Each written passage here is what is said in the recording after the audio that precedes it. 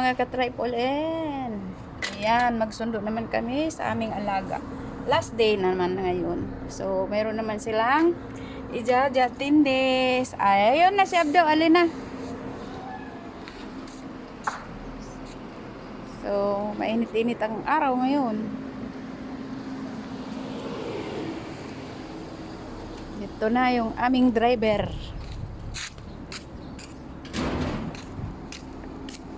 Mainit naman ang panahon ngayon. Isang araw, malamig. Ngayon, mainit-init na naman. Lalo na wala dito aircon sa ngayon. Mayroon kunti. Mayroon kunti. Ha?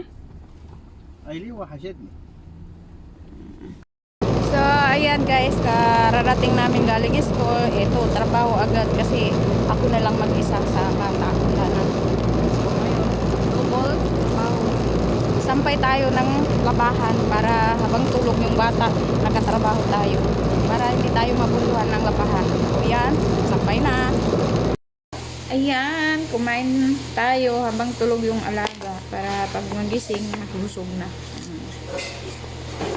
Yan ang aking lunch. Apple.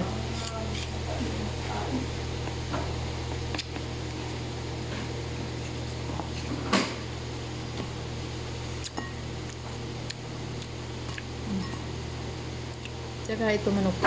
Kumain ako isa.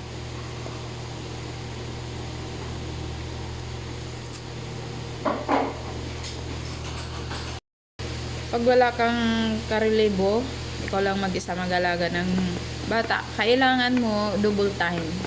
Pag natutulog, pag may kumain ka, o kaya tapos ka na kumain, pag natutulog, kung may trabaho, may labahan, may plansahin, plansa para pagkagising tapos. Ganyan lang OFW.